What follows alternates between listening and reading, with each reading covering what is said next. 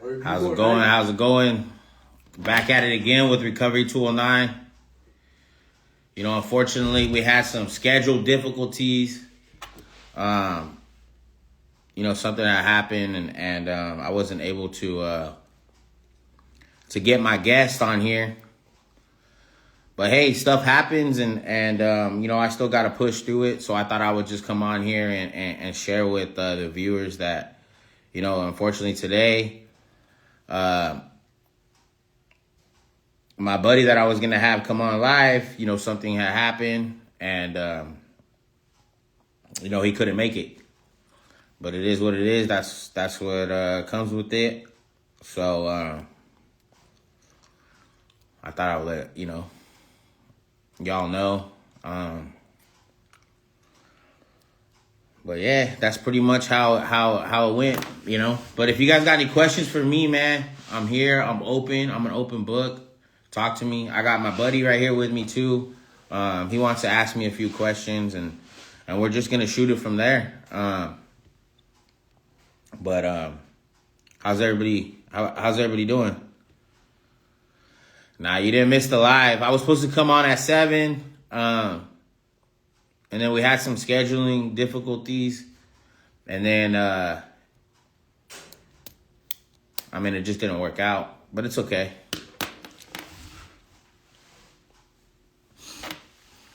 How you guys doing though?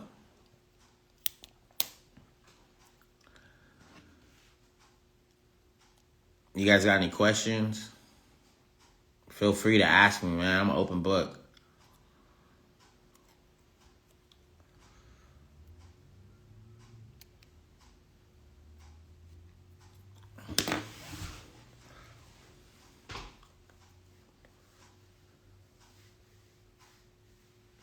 Shit happened. Anyways, so yeah, Jess, you got any questions for me, man? Yeah, how does this situation make you feel, mijo? Like I know it gets you pissed off and stuff, but you know what I mean? Like, well, I mean, I know this is, I know that it comes, this is what comes with it. You know what I mean? It doesn't really make me mad, but like at the same time, you know, I'm not in control of people, places, and things, you know? So I learned that in the program. Everything happens for a reason, you know? But yeah, I'm not upset. You're not upset? Nah.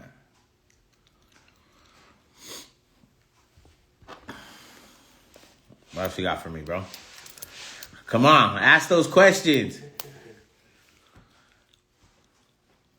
I don't know. It's just I wanted to hear somebody speak. You want to hear someone speak? Yeah. Yeah, man, that's what we'll be having one next Wednesday. Yeah, I'm definitely gonna have one next Wednesday.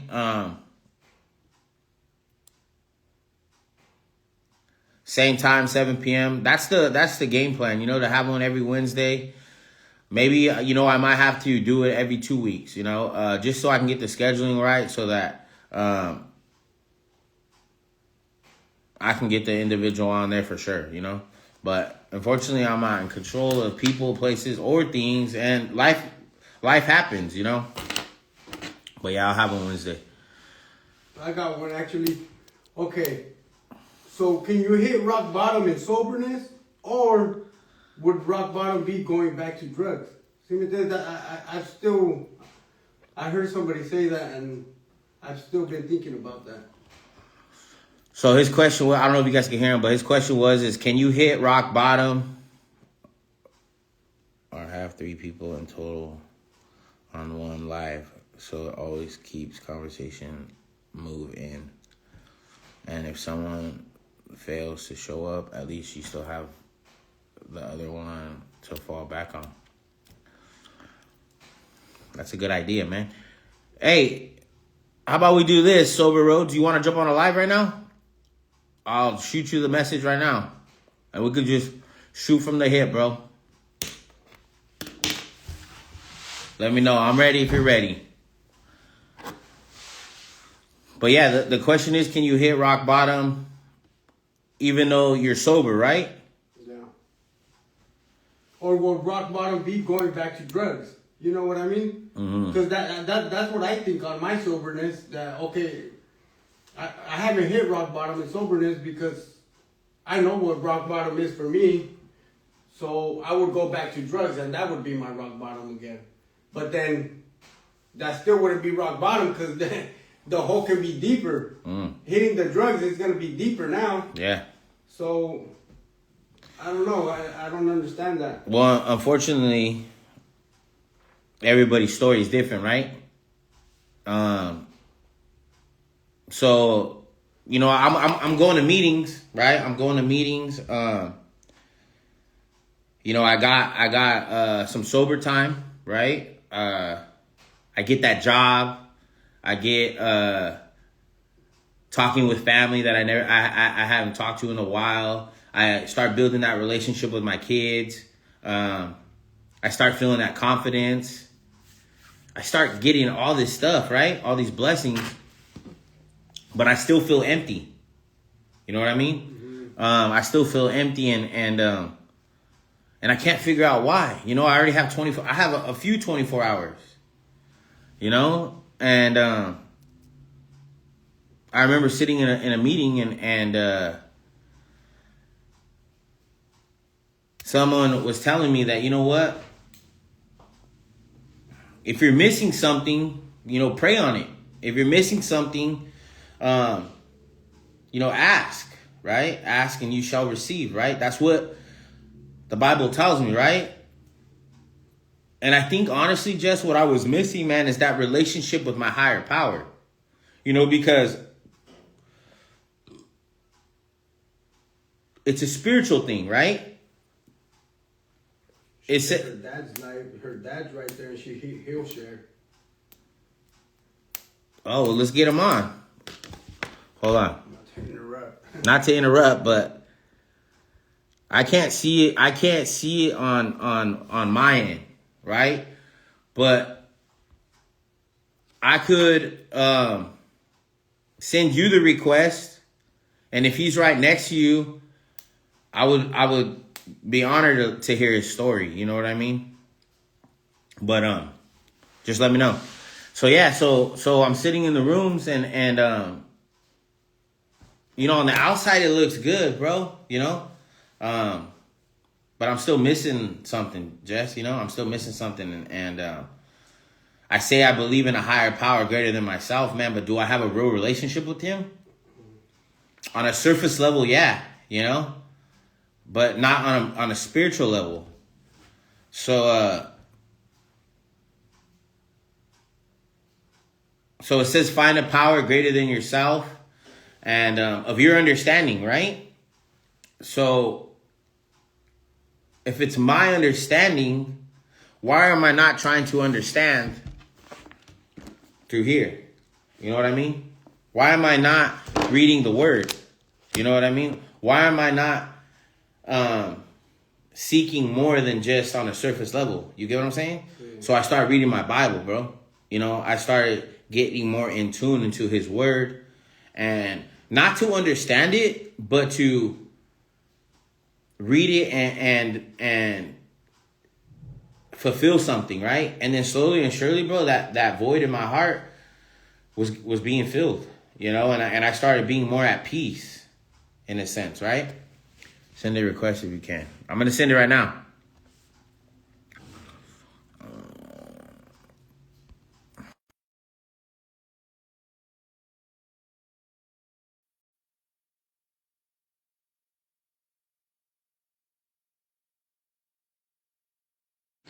Hello, my name is Eric and Monadic. Can you hear me? Hi, my name is Eric. Can you hear me? There's no speaker on it. Can you hear me? My name is Eric. Hey, Eric, how's it going, man? It's going, honestly, I just never had it so good. I was just going to go ahead and share a little bit on my experience, my strength, and my hope. And, you know, I'm going to say where I came from, and it's not out of pride and it's not out of ego, but it's just my truth, okay? This is my truth. Got And I you. want to just say that I was a heroin addict for 36 years. And I'm Mm. not saying that again to be proud of. But what I am proud of is that I am no longer a practicing addict in the disease of my addiction. Actually, a productive member of society. And I haven't had a desire to hurt myself or anyone else around for about 15 years, 15 plus years. So Hmm. there is hope for us individuals. People say, once an addict, always an addict. And, it's sad because we still have that negative connotation. But I needed some help and I needed some guidance and assistance of other individuals who had gone through what I went through and came out on the other end and were living now happy, joyous, and free. And Mm. so what I did is I had to pray first and foremost. And I prayed, oh my God, I love this more than I do you. And I know it's not right. Will you please help me? And will you please do for me what I cannot do for myself and take away the desire for me to want to do drugs? And I Right. say that because this is a God of miracles. I had to go to something bigger than me and my drugs, which was God. And Hmm. it's one of miracles, and he did for me what I could not do for myself, and again remove that desire. And but yet I also needed individuals such as men who were genuinely interested in me and my recovery efforts and willing to invest in me and show me a new way to live.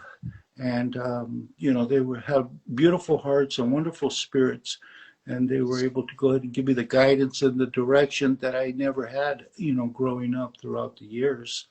And Right. I was able to go ahead and take suggestion, and I found a new way to live. And lastly, people ask, Eric, how are you doing? And I'll always tell them honestly, I just never had it so good, honestly. But Hmm. thank you for your service here. We appreciate you. Thank you, brother. I appreciate you too, If you man, have for any jumping questions, on the live and yeah. sharing that. Because not only does it help me out, but it also helps out a lot of the viewers who are watching.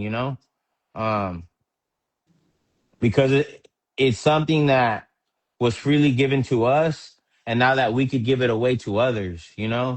Um, because we think that we're so lost in our addiction that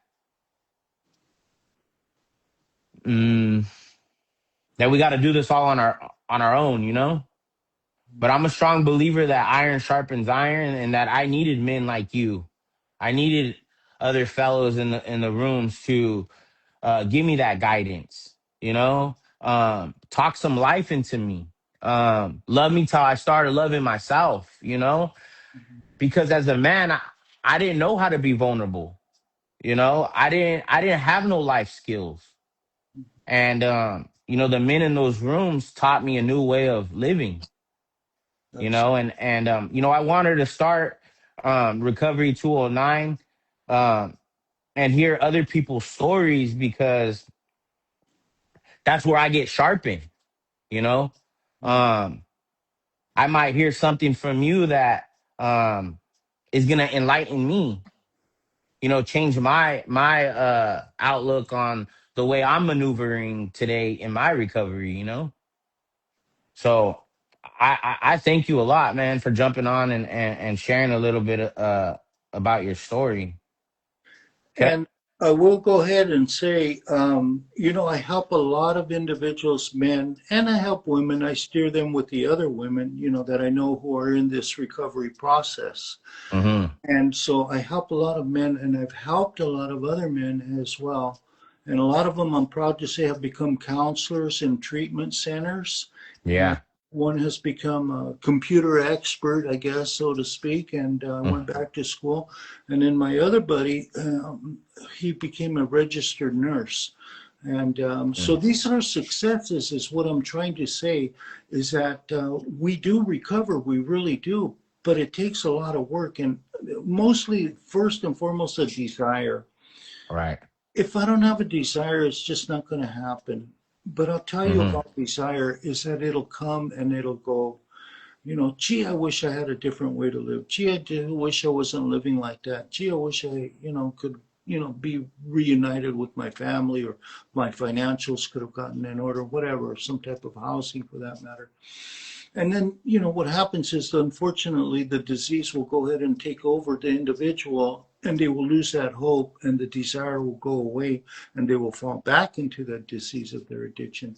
And yet they will try to come back again. So what I say is, desire is an action. We have to act on that desire and try to go ahead and motivate ourselves and surround ourselves with people who are living a different way other than what I was living before. And there's people that are genuinely interested in us, in our recovery efforts. But so I'm going to tell you, I had to go to a 12-step fellowship program. First and foremost, a treatment, and then I practiced a 12-step fellowship. And everybody knows what that is. It's either Right. Alcoholics Anonymous or it's Narcotics Anonymous. And they're very, very good programs. And they have these 12 steps, I'm going to say, which basically lead us to God, as something bigger than me and my disease. And, there's a lot of success stories here. People's lives are really being rebuilt, renewed, revived, and made brand new again. And, and I'm very thankful. My daughter here next to me is Yeah, letting me in, she's very supportive. and enjoy being here with you folks. Yeah, thank you so much. Do you mind if I ask you a few questions? I hope you do. My life's an open book. Hey, same thing. Uh, where'd you grow up? And I grew up in Salinas, California, Okay. in East Alisal, a very, very Uh-huh. rich area. I don't know if you know the area or not, but that's where I So was yeah, born, brought up and so raised. I'm from the like where Santa Nala, Gustine, Patterson area is? Yeah, that's above Los Baños. Yes, yes, yes, yes. So I'm from that area, so I'm definitely familiar with Salinas. Sure. I actually know a few brothers that go to Gilroy fellowship out there. They come down to Los Baños. Um, but what was some of the darkness like for you? Well, some of the darkness that I encountered was that I told myself in the beginning, let me tell you, it was a lot of fun. I'm not going to lie to you. I had a lot of great times getting drunk, getting high, and staying up all night and dancing and smoking. And it was a great big party, and everybody was there at the party. But at the very, very end, I was the only one at that party. And it was a very, very lonely place, and a dark place, and a sad place. And I'd never experienced it on that deep, deep of a level. And that was one of my lowest points in life. And I thought life was taking too long. I just wish it would hurry up and end. But thank God I wasn't able to take it to that next level as some individuals do. And Right. I thank God that, He breathed this life in me. Mm-hmm. You So, got you got time for? Oh, go ahead. so I'm going to tell you this. Okay, so I have 15 years of recovery, right? 36 years Uh-huh. as a heroin addict. My daughter here next to me was also on meth. Unfortunately, she's doing drugs in one room, and I'm doing the drugs in another room. We're not doing Mm-hmm. it together because they're two separate drugs, but we're giving each other rides and ways and means to get more. We're enabling each other in our disease of our addiction.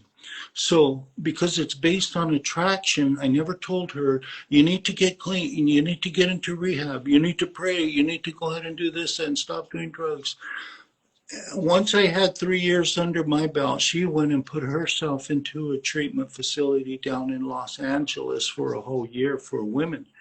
Mm-hmm. So I'm glad to say that my daughter that I was getting high with in the same room for a period of time has, I want to say, 13 years of Yeah. recovery.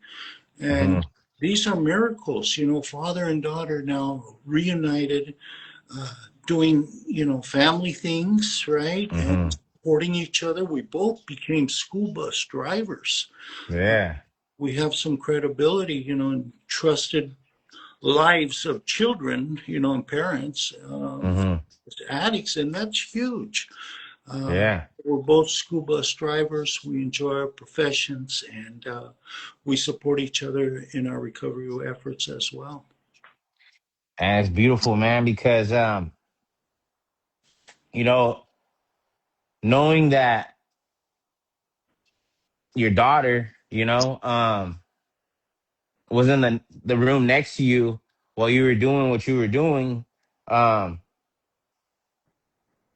now you can reflect back to her growth and how life is for her today, Um, I believe that we're examples, right? Um, whether we're gonna be good or bad examples to our children. And I had that same mentality because I got two kids too. And I remember when I was growing up, people would tell me like, "Oh, who's your dad? Who's your father?" And I would tell them like, "Oh, it's this person," and they would be like, "Oh man, that guy was a fighter. He was in trouble all the time. He was always getting women." So in my mind, I wanted to live up to those expectations, right? Now he wasn't physically here, so he couldn't tell me nothing. I had this image in my mind of my father, so I'm going to try to live up to that, right? Mhm. So when I had my children, they were young when I got clean and sober. But I remember talking to a lawyer and she told me, "You know what, Bernie? If you don't date, I mean, if you don't get your life together, if you don't get back into the rooms of Alcoholics Anonymous, your daughter is going to date a man just like you and you're not going to like it." So I had to put my pride and my ego down and surrender, right? And go and get into those rooms and do whatever it takes to get my life back together. Um, because when they get older, I want them to know their father as giving back, you know, uh, not defined by his past, but refined. You know what I mean? Yeah. Um, doing the next right thing, showing others that there is life after addiction. You know what I mean? And there is a power greater than myself who I call Jesus Christ, and he restored my life. Um, so I love to hear stories like that because uh, that's where that's a miracle, you know? That's a miracle, and I'm happy for you guys. Thank you. Yeah, definitely. Um, you got time for one more question? Go ahead. Uh, what do you feel like you were chasing, or what do you feel like you were avoiding when you were in your addiction? Total responsibility, all responsibilities. I was just, very irresponsible. Uh huh. I was unfortunately a liar, a stealer, a cheat. People identified me as that. And it's sad. They said, stay away from him. He's bad news. He's got a black heart. He's got a dark shadow. He'll hurt you. And he won't even feel bad if he does, because I don't have time to feel the guilt, shame, and pain. Mm-hmm. Because I'm doing drugs, and that's what smashes that down. Right. And it's sad when I'm thinking, that I'm just going to be like this for the rest of my life. But it's a lie, that I'm telling myself, as well as if I'm not doing those things, I'm going to be a very sad and miserable person. Uh, Mm-hmm. the truth of the matter is when I was doing those things, I was a sad and miserable person, and I thought I wouldn't be happy if I was Mm-hmm. doing those drugs, and I was in all actuality quite unhappy.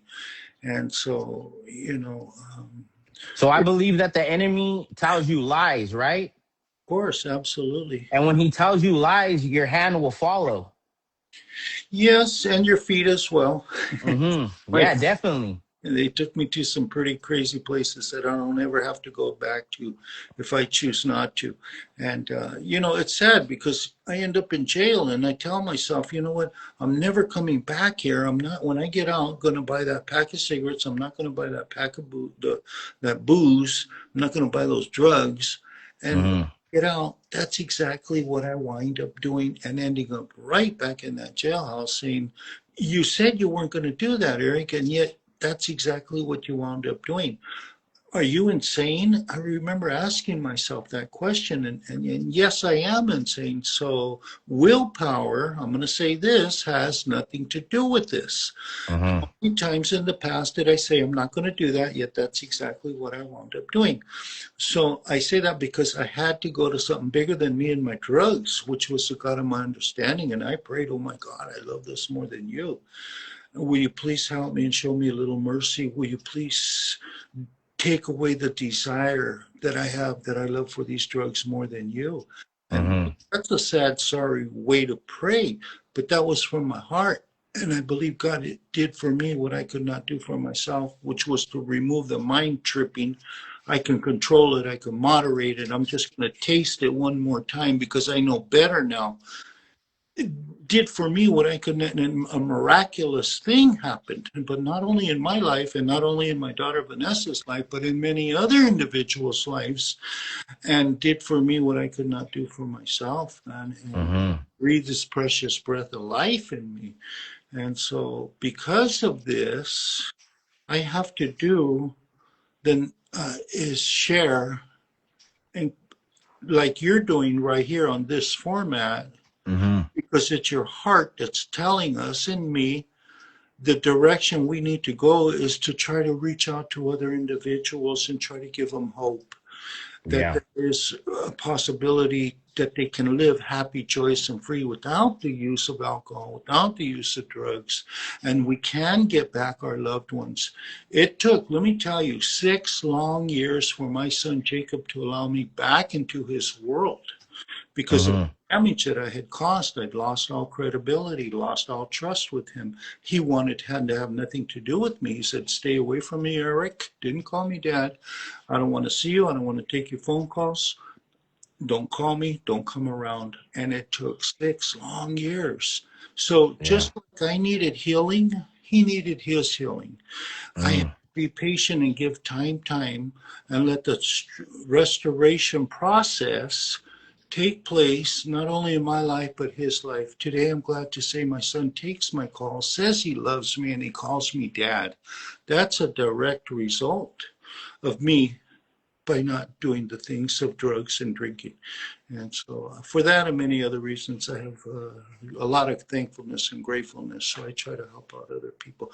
If you want to put out my number in your chat, you're more than welcome to. If anybody wants to reach out, I'll always go ahead and take a phone call. Yeah, I'll definitely. Or you can go ahead and give me your number.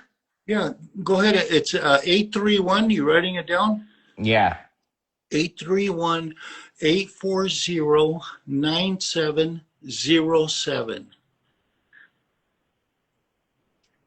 831-840-9707. Yeah.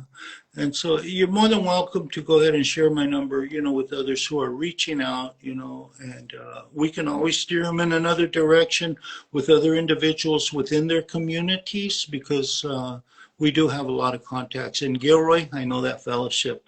Yeah. Good people, That good, solid men out there, and women as well. and that's what it's about, iron sharpening iron, and sharing with other men that what, it's okay to not be okay, you know. And I was gonna ask, when we admitted we were powerless over alcohol and that our lives had become unmanageable, as a man, I didn't want to say that. You know what I mean? Right. Because I thought that, it was gonna make me less of a man, because then that opens up so much more of reflecting on self. Like, because when I put down the drugs and the alcohol, I still had the anxiety, I still had the depression, I was still impulsive, I still had suicidal thoughts. My life was still unmanageable, right?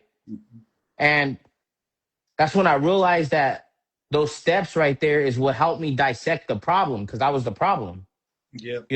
And when I started working those steps and I started um coming to believe, a power greater than myself was going to restore me to sanity, and I started taking the suggestions from other men who've been down that path, and they don't want nothing from me, they just want the best for me.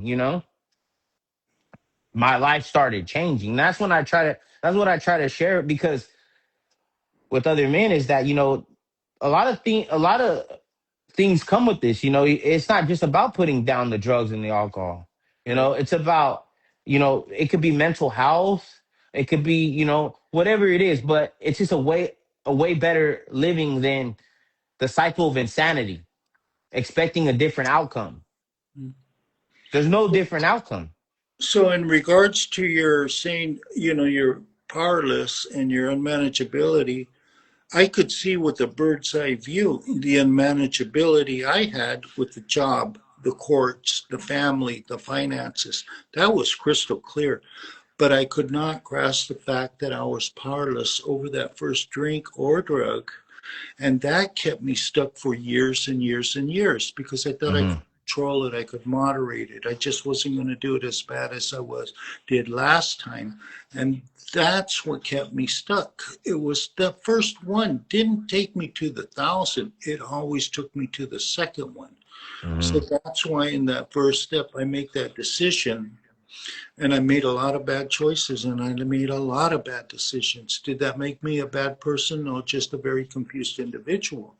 But for me Hmm. to come into these rooms of this fellowship, of this beautiful fellowship, was the best decision I ever made for me in my entire life.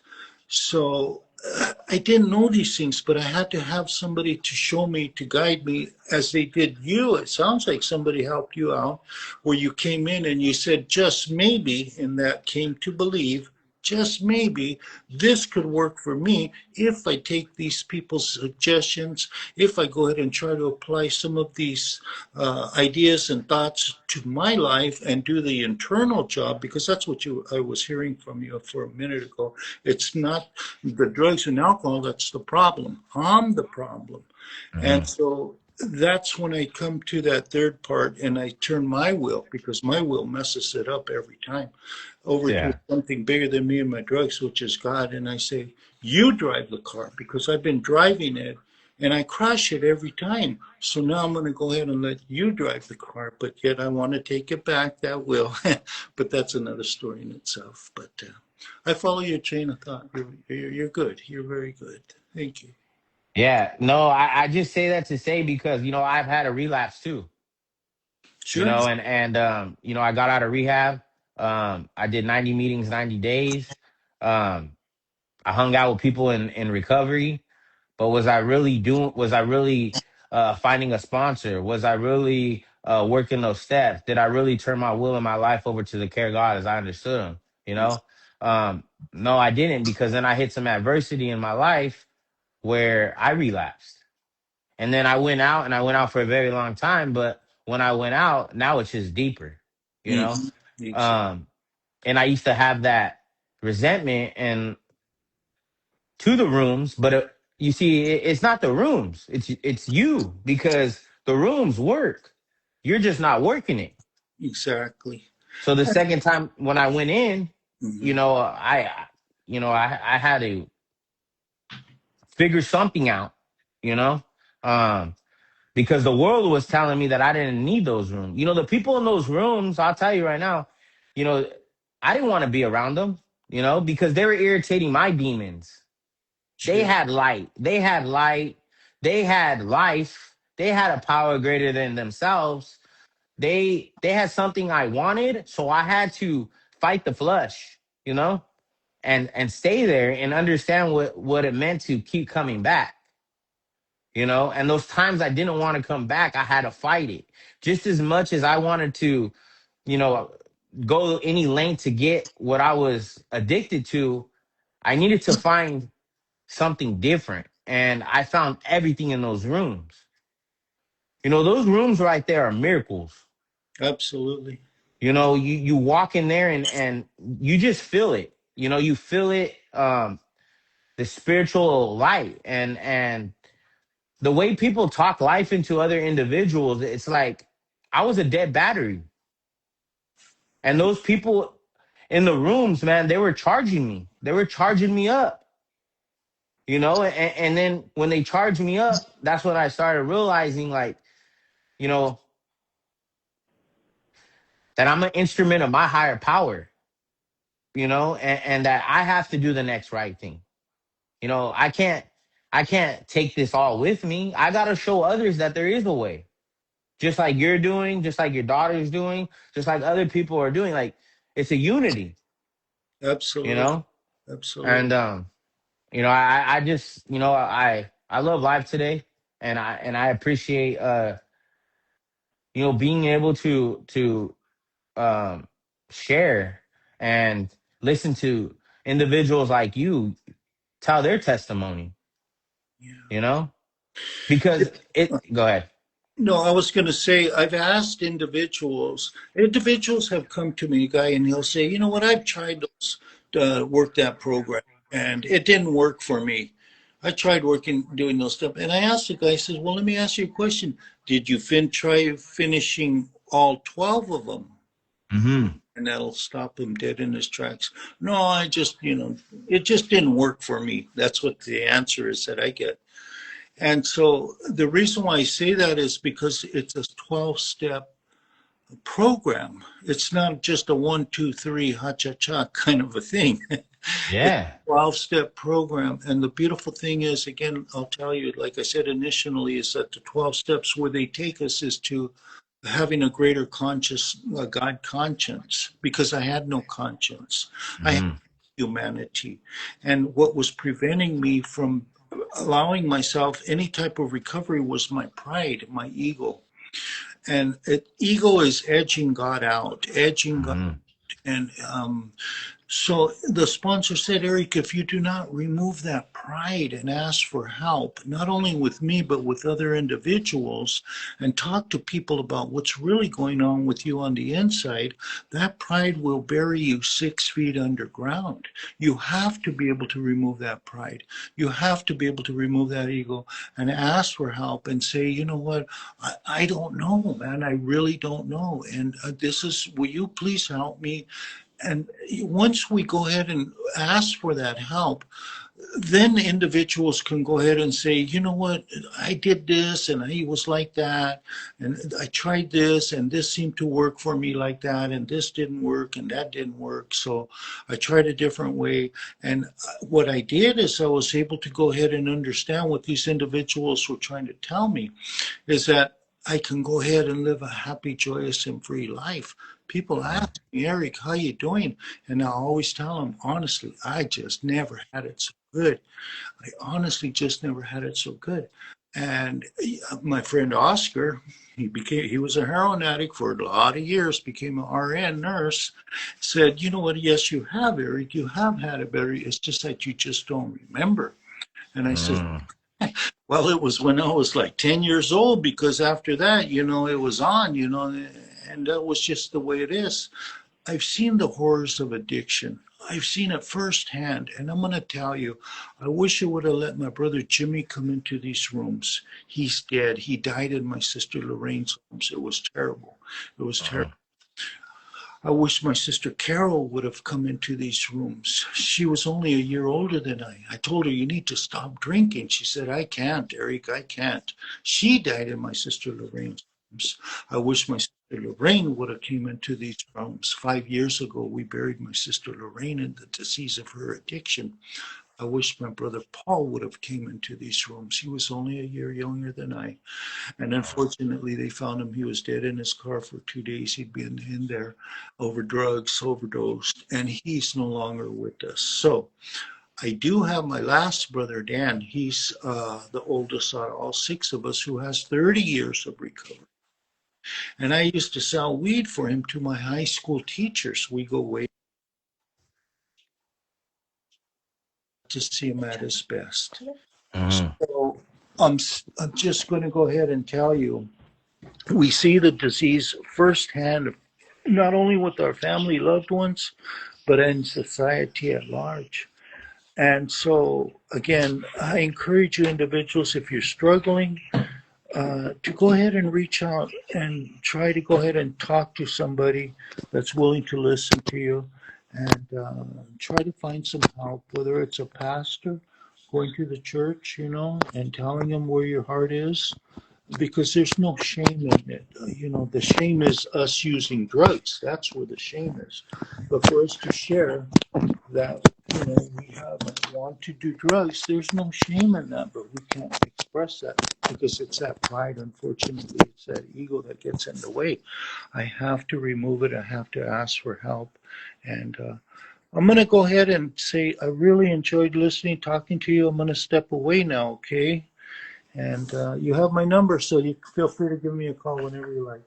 Well, I appreciate you, Eric, and I thank you for coming on. And I definitely got your number, and I'll keep in touch with you. Um, and I definitely appreciate your service, man. Okay. God bless you. Thank you. God bless you too. Hey, thank you so much for having your father come on. I really appreciate it. You're welcome. Next time I'll say hi. I just have a towel on my head. No, it's all good. Thank you. I'll be Bye. talking to you later. Okay. Okay. Bye bye. Bye bye.